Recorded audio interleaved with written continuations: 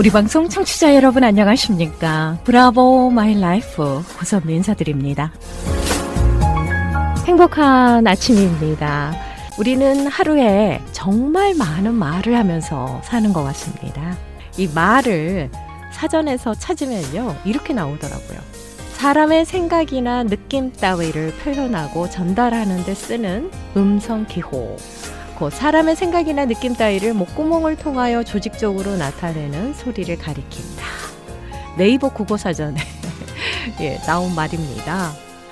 말은 나를 표현하기 위한 거지만 다른 사람에게 나를 표현하는 것이기도 합니다. 그러니까 말은 의사소통을 목적으로 하는 것이죠. 말은 말하는 사람이 아닌 듣는 사람을 중심으로 설명되어야 하지 않을까라는 생각도 드는데요.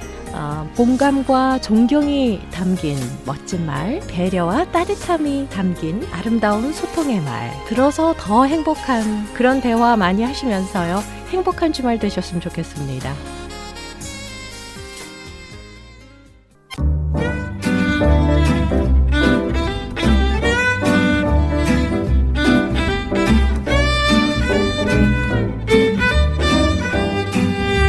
브라보 마이 라이프 함께하고 계십니다. 이 시간은 서울 메디컬 그룹 단독 제공입니다. 자, 서울 메디컬 그룹의 내과 전문의십니다. 한경모 박사님 자리해 주셨습니다. 인사드릴게요. 안녕하세요. 안녕하세요. 예, 반갑습니다. 또다시 뵙습니다. 네네네. 한 주간 어떠셨습니까? 예, 잘 지내고 있습니다. 여전히 바쁘시죠? 예, 바쁜 가운데. 네. 요즘에 기후가 좀 이상하지 않습니까? 이상해요. 오전 내내 좀 흐리다가 오후에는 또 예. 샤이니하고 날씨가 좀 그렇습니다. 그래요. 그래서 제가 1980년 초반에 미국을 왔는데 네. 캘리포니아로 왔는데 네. 그때 날씨는 분명히 달랐어요. 40년 전에 그 날씨는 어땠나요? 전체적으로 더 드라이했고 그리고 좀 그게 분명했는데 요즘에는 좀 하여튼 잘 모르겠어요. 날씨가 또 온난화라고 변덕이 그러지 있어서. 않습니까? 온난화, 세계 온난화 속에서 온 현상인 거라고 인정할 수밖에 없어요. 맞습니다. 네. 하지만 우리가 사랑과 영혼의 대화 이 시간에는 네. 집이 있어야 우리가 안식하고 누릴 수가 있지 않습니까? 네네. 또 미국 같은 나라에 있음으로써 우리가 많은 혜택과 보호와 질서를 치안 확보를 받을 수가 있죠. 네. 하지만 그것도 우리가 시간 안에서뿐이지 우리가 영원한 것은 어떤지, 우리가 분명히 하나님도 계시고 사람도 있듯이 또 시간만 있는 게 아니라 영혼이 있거든요. 그렇기 때문에 영원한 참다운 그런 실제의 집과 실제의 나라가 필요하다는 거죠. 네. 그러니까 그것이 정말 중요한 것이죠. 근데 이제 우리가 항상 말하지만 그것은 죽고 나서 그냥 하나님의 나라? 집에 없던 천국? 사람이 베란다에 집이 생기는 게 아니고 네. 이 땅에서 이 시간을 지나가면서 우리가 그 집에서 발견되고 그러니까 홈리스가 아니죠. 이 땅에서도. 네. 하나님이지. 우리 물론 행복한 홈 스위트홈이 있습니다. 하지만 그것도 한계가 있기 때문에 이 땅에서 우리가 하나님의 집, 그러니까 하나님과 사람이 같이 사는 네. 하나님의 집을 우리가 찾고 얻을 적에 우리가 이 시간 안에서도 벌써 시작되는 거죠. 그 누림과 그 사랑의 관계와 생명의 관계. 네. 이런 것이 시작되지만 이것이 영혼으로 이어지는 거죠. 아하. 네. 참 그래서- 새롭게 다가오는데요, 이 말씀이. 예. 이 땅에 하나님과 사람이 함께 사는 집, 그렇죠. 홈스위트홈. 네. 그것이 바로 하나님의 집이에요. 제가 아하. 말씀드리는. 예. 근데 참 새롭게 다가왔어요. 감사합니다. 네, 그런데 그래서 오늘은 우리가 사실은 요한복음을 계속하고 있거든요. 네. 그래서 요한복음 14장에 나오는 아버지의 집이라는 말씀이 나오죠. 네. 그걸 오늘 14장을 좀 보고 나서 네, 또 우리 계속 얘기를 이어나가려고 합니다. 어떤 말씀인가요? 그러니까 요한복음 이제 우선 13장에 그런 게 있어요. 그러니까 시몬 베드로가 가로되 13장 36절이네요. 네. 요한복음 주여 어디로 가시나이까? 예수께서 대답하시되 나의 가는 곳에 내가 지금은 따라올 수 없으나 후에는 따라오리라. 그러니까 베드로가 유명한 말 하는 거죠. 지금은 왜 못 갑니까? 주를 위해 내 목숨을 버리겠습니다. 막 그랬어요. 네. 베드로가. 기억나시죠? 네네네. 그럴 때 예수님께서 뭐라고 하시냐면 내가 나를 위하여 내 목숨을 버리겠느냐. 내가 진실로 진실로 내게 이르노니 닭 울기 전에 내가 3번 나를 부인하리라. 그런 네. 유명한 말 생각나죠? 막 부인했잖아요, 베드로가. 아닙니다, 3번 주님. 했습니까? 안 했습니까? 예? 세 번 번 했어요. 예. 예, 3번 부인했습니다. 맞죠? 예. 예. 나중에 근데 주님이 나 예수님 모른다고 예, 세번 다시 부인했죠. 찾아오셔서 예. 베드로를 다시 만나주는 거 기억나세요? 네. 그게 눈물 나는 장면이에요, 사실은. 왜냐하면 비슷하게 새벽에 불을 켜놨어요. 그러니까 베드로가 주님을 부인할 적에도 모닥불을 쬐고 있었거든요, 사람들이. 근데 똑같이 예수님이 모닥불을 준비해 놓으시고 예. 먹을 걸 다 준비해 놓으신 다음에 이제 베드로하고 불렀어요. 그러니까 베드로는 제가 3번 부인했기 때문에 다시 주님 볼 면목이 없죠. 그렇죠. 그래서 주님이 나를 어떡하나 그래갖고 자격지심도 있고 가까이 할 수가 없는 상태였어요, 그 당시에. 근데 주님이 먼저 부르셨어요. 모닥불 핀 그 상황 속에서. 그러면서 다시 부르시면서 3번 확인하십니다. 네가 나를 사랑하느냐. 네. 네가 나를 사랑하느냐. 내 양을 치라. 내 양을 먹이라. 이렇게 말씀하지 않아요? 3번. 3번 부인했는데 3번 다시 한번 사랑을 확인하십니다. 그리고 다시 위임하시는 거예요. 그거는 다시 믿어주고 베드로를 다시 받아들인다는 거 아닙니까? 네. 그러니까 베드로가 얼마나 감격했겠어요. 요한의 아들 시몬아. 예, 그렇게 말씀하셨죠. 그렇죠. 네. 네가 그, 나를 사랑하느냐. 네, 이제 그런 얘기가 나온 다음에 네네. 그러니까 주님이 뭔가 그 전에 어디 가신다는 약속을 했던 거예요. 그러니까 제자들이 주님하고 이렇게 3년 동안 따라다니고 좋았는데 어디 가시게 되니까 이제 어떻게 했어요? 걱정 안 되겠습니까? 그렇죠. 그러니까 이제 어디 가시냐 자꾸 물어본 거예요. 그랬더니 이제 14장 이제 이 말씀이 나옵니다. 1절에 너희는 마음에 근심하지 말라. 하나님을 믿으니 또 나를 믿으라. 2절에 유명한 말씀이 나오죠. 내 아버지 집에 거할 곳이 많도다. 그렇지 않으면 너에게 일렀으리라. 내가 너희를 위해 처소를 예비하러 가노니. 예, 아버지의 집, 거할 곳, 처소 이런 말씀들이 나와요. 네. 3절에는 가서 너희를 위해 처소를 예비하면 내가 다시 와서. 여기서는 간다는 말씀도 있지만 다시 온다는 말씀이 있어요. 가는 게 다시 오는 거예요. 곧 네. 너희를 내게로 영접하여 나 있는 곳에 너희도 있게 하리라. 이렇게 말씀하셨어요. 그러니까 이 장소, 거처, 아버지의 집 다 같은 말씀일 텐데 네네. 이게 무슨 뜻일까요? 그래서 사실은 이 아버지의 집이라는 말이 요한복음에 2번 나오는데 요한복음 2장에도 나오는 거예요. 2장에서는 그 당시에 유대인들이 모이는 그 성전, 그 성전에서 장사를 하고 있었잖아요. 기억나세요? 예, 기억납니다. 예수님이 막 채찍질하며 쫓아냈죠. 그렇죠. 그러면서 하신 말씀이 내 아버지의 집을 장사하는 집으로 만들지 말라. 이렇게 했어요. 그게 아버지 집이라 그런 말이 나옵니다. 네네. 그 아버지 집은 실제로 눈에 보이는 물질적인 유대인 그 성전이었어요. 예루살렘에 있는. 네. 그런데 그 다음에 또 하신 말씀이 기가 막히죠. 그러니까 이 성전을 표적을 구하니까 유대인들이 이 성전을 헐라. 내가 사흘 만에 일으키리라. 이렇게 말씀하셨잖아요. 기억나시죠? 네. 그 말씀이 무슨 뜻이냐면 그 다음에 나중에 제자들도 그때는 몰랐는데 나중에 부활하신 다음에 그분이 성전된 자기 몸이 일어나리라는 걸 말씀했다는 걸 깨달았다는 기억나시죠? 예. 그러니까 아버지의 집이라는 것이 일단은 성전이에요. 그러니까 성전이라는 것은 구약 시대에 하나님이 거하시는 곳이죠. 네네. 네. 그러니까 하나님이 거하는 하나님의 집이 바로 성전이고 성전을 아버지의 집이라고 분명히 부르셨어요. 하지만 바로 하신 말씀은 이제는 내가 죽고 부활한 다음에는 내 몸이 다시 일어난다는 거죠. 일어날 적에는 그분 개인적인 몸으로 일어나시는 게 아니에요. 단체적인 몸, 비밀스러운 몸, 우주적인 몸으로 다시 일어나시는 거죠. 그 몸이 바로 비밀한 몸, 그리스도의 몸이죠. 부활 안에서 일으켜지는. 네. 거기에는 우리가 포함된 거죠. 아멘. 우리는 지체로서, 그분은 몸으로서 이렇게 일어나는 그 몸이 그것이 바로 이제는 아버지의 집이라는 말씀이에요. 그러니까 여기 지금 14절에 다시 한번 아버지의 집이라는 것이 나왔어요. 여기서 말한 아버지 집도 그것은 성전이고 하나님이 계신 곳이고 또 우리가 부활 안에서 지금 주님이 가고 오신다는 말을 한다고요. 그죠? 네. 그래서 간다는 것은 죽음으로 가신다는 말이에요. 근데 오신다는 것은 부활 안에서 다시 오시겠다는 거죠. 그 영으로서. 네. 또 나중엔 보혜사 성령, 진리의 영이라는 말씀이 나옵니다. 그러니까 진리의 영으로서 다시 오시는데 근데 여기서 재밌는 거는 14절 계속 읽다 보면 내가 갔다 다시 온다는 말도 나오지만 그 다음에는 내가 간 다음에 보혜사 성령이 다시 오신다는 말씀도 해요. 그 내가 너희를 고아처럼 버려두지 않는다. 네. 그러니까 다시 오시는 그분이 바로 주님이 아니라 그러면 제자들이 그렇게 만족할 수 없겠죠. 그렇죠. 고아가 거기서 성령을 보낸다고 하셨죠. 그 성령이 바로 그리스도란 얘기예요. 다시 그렇죠. 말해서. 그러니까 내가 다시 온다고 했다가 그다음에 성령이 오신다고 했기 때문에 결국 다시 오시는 영으로서 오시는 그분이 바로 그리스도라는 거죠.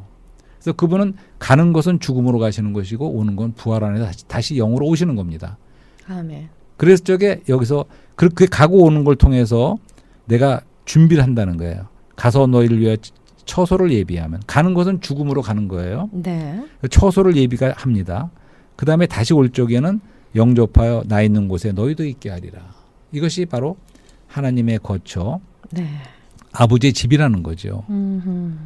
왜 이런 말씀 또 드리냐 하면 전에는 그런 설교 말씀 들어본 적도 있어요. 여기에 나오는 이 아버지의 집이 천당이다. 어허. 그렇게 해석하고 거기에는 황금 길로 깔려 있고 막 이런 설교를 들은 적이 있습니다. 네. 근데 그게 아니라는 거를 제가 말씀을 드리는 거예요. 어떻게 생각하세요? 여기서 오고 가는 것이 처소를 예비한다는 아버지 집 처소가 무엇일까? 그러니까 죽어서 가는 천당이 아니라는 얘기예요. 그러니까 만일에 이게 주님이 갔다가 재림 때 다시 오신다는 말씀도 아니고 이 말씀은 죽고 부활한 다음에 바로 오시겠다는 거예요. 너희를 그냥 우리 안에 계시잖아요. 그러니까 그런 표현이 아닌가요? 그분이 오셔서 그분이 얻으신 하나님의 집은 아버지의 집은 우리도 거하고 하나님도 거하는 거예요. 서로 상호 안에 거하는 겁니다. 근데 예수 그리스도께서 함께 하시면 고통이 없어야 되고 질병이 없어야 되잖아요.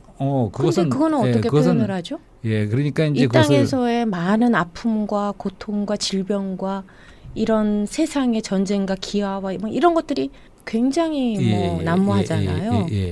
그런 면에 있어서는 이 땅은 아직 천국이 아니다.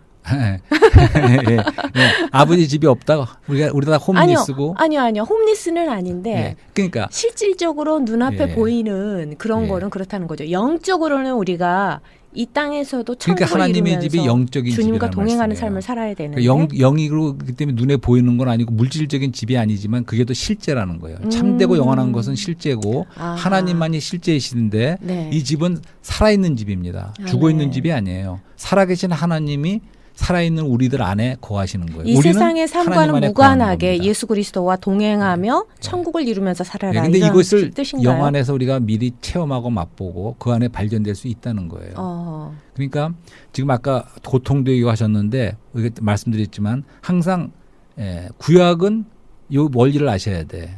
구약은 예표고 신약은 실제입니다.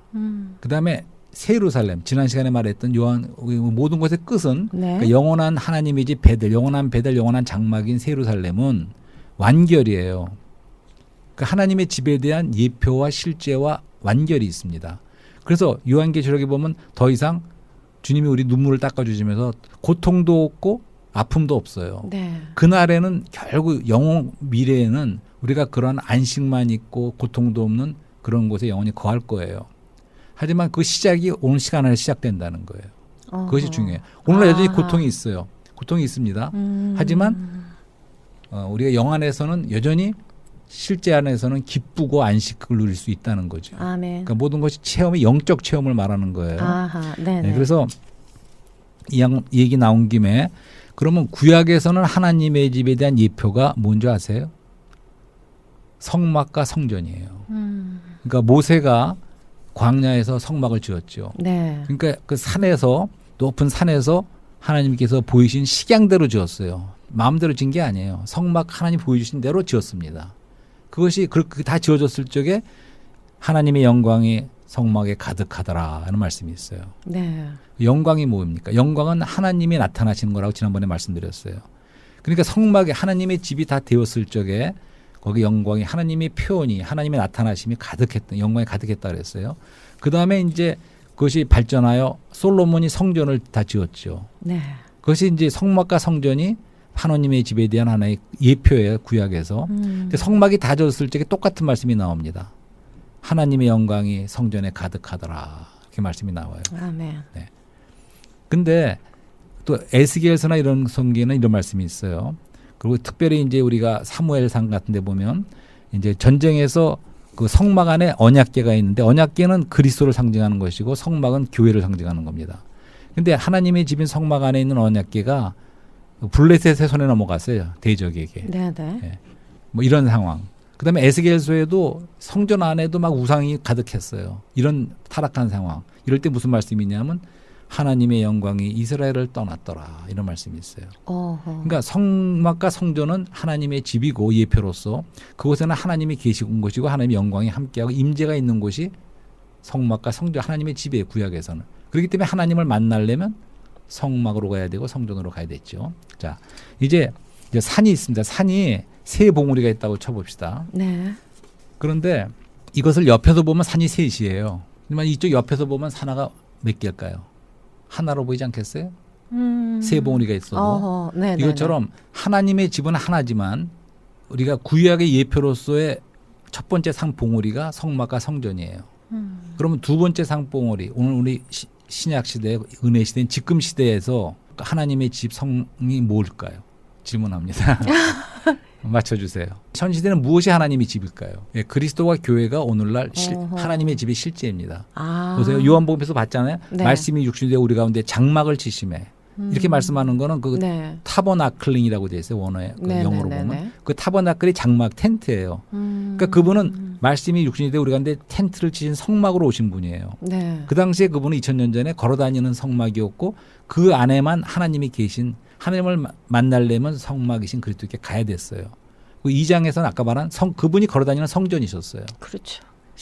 그러니까 그리스도가 하나님의 집이 성막 성전의 실제고 네. 이제 그분이 죽고 부활하신 다음에 다시 일으켜진 그 비밀스러운 몸은 우리를 포함한 우주적인 몸은 그리스도의 몸이 바로 교회가 또한 하나님의 성막과 성전이라는 거예요. 오늘날. 그렇기 때문에 교회 시대는 실제가 하나님의 집의 실제가 하나님을 만나려면 하나님과 같이 거하려면 여기서 거하다는 것은 방문객으로 호텔에서 하룻밤 자거나 그러는 게 아니에요. 먹고 마실 수도 있어요. 호텔에 가서도. 어느 집에 방문해서 할 수도 있어요. 하지만 여기서 거한다. 거처라는 것은 내 집이에요. 영원히 사는 거야. 잠깐 방문객이 아닙니다. 그러니까 우리도 영원히 살지만 하나님도 같이 사시는 이러한 것을 말하는 거죠. 자, 그다음에 그럼 마지막으로 세 번째 봉우리가 바로 새 예루살렘이라는 거예요. 영원 미래에서는 이런 모든 것의 완결이 새 예루살렘이 하나님의 장막이고 영원한 베델이라고 말씀드리는 거예요. 왜냐하면 거기서 우리는 하나님은 사람 안에 사시고 사람은 하나님에 사는 서로 안에 거처를 정하고 하나님과 사람이 연합된 이 새 예루살렘이 우리의 영원한 집이라는 거죠. 하나님의 집이고 우리의 집이에요. 아멘. 예, 그 말씀을 드린 거예요. 너희는 몸된 성전이라. 예, 벌써 그거예요. 그러니까 우리가 고린도전서에 보면 성령이 너 안에 거하는 거 모르냐. 그러니까 너희가 하나님의 성전인 것을 모르느냐. 네. 그렇게 말씀했어요. 사도 바울이. 그 이유는 그리스도의 영이 그리스도가 우리 안에 사시잖아요. 거하시잖아요. 그렇기 때문에 우리가 한 사람 한 사람이 성전이야. 그렇지만 우리가 한 사람 한 사람이 아니라 우리 다 함께 믿는 사람을 모아놓을 적에 네. 그것이 단체적인 하나의 성전이라는 거죠. 아멘. 예. 그러니까 에베소의 말씀이 이런 말씀이 있어요. 전에도 한번 말씀드렸는데 그러니까 교회는 그리스도의 몸이니 만물을 충만케 하는 자의 충만이니라 이런 말씀이 있어요. 아멘. 그러니까 교회가 몸이라고 그랬어요. 그리스도의 몸. 근데 그것은 만물을 충만케 하시는 자가 하나님의 충만이 충만한 거라는 거예요. 아하. 그러니까 충만이라는 거는 그릇에 네. 물을 많이 부어서 꽉 넘치는 걸 충만이라 그래요. 그럴 때 그 어떠함이 드러나고 영광이 나타나겠죠. 네, 네. 그러니까 하나님의 영광이 충만하게 흘러 넘칠 정도로 드러나는 것은 그리스도의 몸밖에 없다는 거예요. 교회. 우리 한 사람 아무리 좋은 크리스찬이라도 그 한 사람을 통해서 우주적인 그런 약하죠. 풍성하신 하나님이 표현될 길이 없습니다. 네, 네. 지금 우리가 다 지난 시간에 말한 것처럼 고운 가루로 우리가 많은 미랄로 다 부활해서 일어났지만 이제 고운 가루로 우리가 한쪽으로 뭉쳐질 때 이 단체적인 이 그리스도의 몸인 교회가 하나님의 영광을 표현할 수 있는 성령으로 충만해진다는 거죠. 예, 한 사람 한 사람 충만할 뿐만 아니라 네. 이 전체가 그리스도의 몸인 교회가 하나님의 영광을 표현할 수 있고 아하. 그렇죠? 그렇기 때문에 에베소에는 영광스러운 교회란 말이 나오는 거죠. 교회에서 예배 드려야 됩니다. 그래서 예.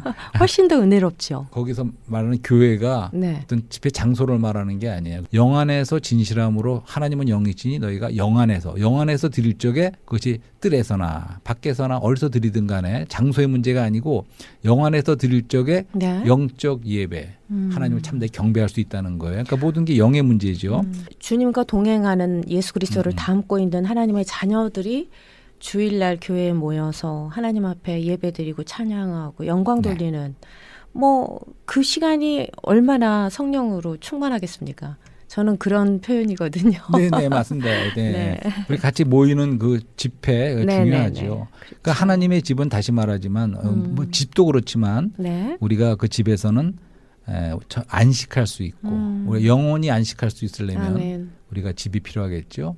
제가 이런 말씀도 드렸어요. 한 30년 전인가 우리 그때 노스리지 지진 났지 않습니까? 네. 그럴 적에 막 우리 집이 제가 노스리지에 살고 있었는데 오, 진짜. 집이 막 한 40초인가 흔들리니까 너무 꼼짝을 못 하겠더라고. 옆방에는 애들 어렸을 때인데 애들이 네, 네. 가서 볼 수도 없어요. 움직일 수가 없어. 세상에. 그러면서 며칠 동안을 집에 들어가지도 못했어요. 잠깐 뭐 서류 같은 거 꺼내러 잠깐 들어갔다가 왜냐하면 자꾸만 흔들려 집이. 여진으로. 예. 그래서 몰래 들어갔다 막 뛰어나오고 그래서 밖에다가 텐트를 풀밭에 쳐놓고 며칠을 지냈습니다. 그런 적이 있는데 그때 한 느낀 것은 이 땅의 그 기반이라는 것은 그냥 반석이 아니구나. 흔들리는구나. 다시 말해서 그리스도만이 우리의 참된 기반이지 네. 하나님의 집이라고 할 적에는 흔들리지 않는 영원한 집이에요. 우리가 이 땅에서 어떠한 집을 얻더라도 그것은 영원할 수가 없다는 거죠. 그러니까 하나님의 아버지의 집은 우리가 영원히 안식할 수 있고 네. 누릴 수가 있고 사랑의 네. 교제를 할 수가 있고 아버지의 자녀로서 생명의 관계를 누릴 수 있으면서 하나님의 영광을 우리가 많은 아들들이 아버지의 영광을 표현하는 그런 곳이라는 거죠. 아멘. 그래서 이제 요한복음을 갖다가 처음 시작하면서도 그런 말씀드렸어요. 1장에서 1장의 말씀이 태초에 말씀이 계시니라. 1장 4절에는 그 안에 생명이 있었으니 이런 말씀 기억나세요? 네. 그 그리스도가 생명이라는 거예요. 말씀이신 그리스도가 생명이라는 걸 말씀드렸어요. 그다음에 이제 점진하면서 영원 먼저부터 나오신 그분이 여행을 하셨어요. 왜 여행을 하셨을까? 처음엔 성육신이라는 징검다리를 하시고 그다음에는 우리를 위해서 구속의 유월절 어린 양을 죽으셨죠. 네네. 그러면은 뜻밖의 비둘기라는 말이라는 거 기억나시죠? 비둘기. 네네. 비둘기는 성령을 말하는 거죠. 그렇죠. 그분이 죽고 부활하신 다음에는 그 영이 되셨다는 거예요. 근데 그 영이 누굴 찾아오냐면 그다음에 베드로라는 이름이 나와요. 뜻밖의. 베드로가 돌이라는 뜻이죠. 사람은 흙으로 지어졌는데 그 이름이 게바였나? 네, 게바에서 게바. 베드로로 바뀌어. 베드로는 반석, 돌이라는 뜻이거든요. 페트라스. 그러니까 흙으로 만드는 사람이 성령의 그 비둘기로 인해서 거듭날 적에 돌로 바뀐다는 거예요. 그 성령은 거듭나기만 하는 것이 아니라 변화시키는 영이죠. 계속 그 성령으로 인해서 우리가 점점 보석으로 변화가 되는 거죠. 그럴 적에 그것이 건축 재료가 되지 않겠어요? 네. 그래서 마지막에 가서는 그 베델의 얘기가 나오지 않습니까? 하늘과 땅을 이어진 사닥다리이신 인자이신 예수 얘기가 나오지 않습니까? 그 사닥다리가 있는 곳에 베델에 하나님의 집이란 뜻이죠. 베델이 네. 하나님의 집이 있다는 거예요. 근데 그것은 돌에다가 기름을 부었어요. 돌은 인성을 말하고 기름은 성령, 신성한 것을 말한 겁니다. 그러니까 하나님의 집인 그 돌은 인성과 신성이 합해진 거라는 거죠. 그래서 하나님의 집은 사실은 하나님과 사람이 연합된 것이고 하나님이 사람 안에 그러니까 신성하신 그분이 인성 안에 거처를 정하시는 것이고 네네. 우리 사람은 영원히 그분 안에 거처를 정하는 거예요. 그러니까 시편에서 아마 다윗이 그런 말을 했는지 모르겠어요. 하나님은 나의 거처이시니 그분이 네, 나의 그 영원한 표현이 거처라는 있습니다. 거예요. 예. 네. 그래요. 시편에. 실제로 그렇습니다. 예. 근데 여기서 내가 한 가지 말씀을 드리고 싶은 것은 이것이 우리만의 필요를 위한 것이 아니라는 거예요. 하나님의 원하심과 영원한 경륜 가운데 얻기 위해 원하시는 것은 바로 하나님의 집이에요. 그것은 하나님도 필요가 있으시고 하나님도 목적이 있으시다는 거예요. 그거는 뭐냐면 우리를 목적 삼으신다는 거예요. 우리도 하나님을 목적을 삼아야 돼요. 단지 하나님을 이용하거나 우리를 위해서 축복을 주시는 분 이렇게만 생각하는 것이 아니라 깨닫고 보면 네. 그분 자체가 우리의 목적이에요. 네네. 하나님도 마찬가지세요. 하나님이 우리를 그릇으로 만드셨다고 했는데 우리를 통해서 그분의 영광을 표현하시고 땅에 있는 걸 다스리는 모든 걸 하시지만 결국에서는 그분은 우리 자체가 목적이세요. 그걸 보면. 그게 하나님의 집의 의미예요. 네네. 결국은 그분은 우리 안에 거하시겠다는 거예요. 다시 말해서 하늘에 그분이 거할 곳이 없는 건 아니에요. 그렇죠. 그렇죠? 그렇지만 하나님이 원하시는 것은 영혼 가운데 원하시는 것은 이 땅에 그분의 집을 얻으시겠다는 거예요. 그러니까 제가 이런 말씀드렸어요. 당신께서 빚어 만드신 사람을 사랑하시는 거죠. 네네. 사랑하는 것도 우리가 구원받는 것도 목적이 다 있다는 거예요. 하나님의 영원한 경륜의 목적이 있어요. 그 목적이 바로 하나님의 집이라는 말씀이에요. 네네. 이 땅에 그분이 그분의 집을 얻기를 원하시는 거예요. 그러니까 어떻게 말하면 하나님도 홈리스 오늘. 하늘에는 집이 계시지 몰라도 이 땅 위엔 아직 완전한 집이 없는 거예요. 그래서 야곱에게 꿈을 보여주신 거예요. 사랑할 적에 서로 상호 사랑하지 않습니까? 그렇죠. 마찬가지로 하나님과 사람의 이런 관계는 하나님 영원한 경륜은 그분이 하나님의 집을 얻으시겠다. 오늘 말은 아버지의 집을 얻으시는 게 목적이란 말씀이에요. 우리가 요한복음의 주제가 생명과 건축이라고 그러지 않았습니까? 네네. 그러니까 생명으로 찾아온 얘기를 그동안 했어요. 13장까지 9가지 사례를 통해서 우리의 모든 필요는 생명이신 그리스도라는 거예요. 우리가 죽어 있고 우리가 정말 건너지 않은 상태에 있고 네. 우리가 나사로처럼 죽어 있기도 하고 병들어 있고 소경이고 이런 우리의 참된 상태는 그분이 필요하다는 거죠. 그렇죠. 생명이신 그분이 오신 걸 말했어요. 여태까지는 그 필요가. 하지만 필요 충분 조건에 있어서 네. 필요가 채워지기 위한 것은 충분 조건 나가기 위한 거라는 거죠.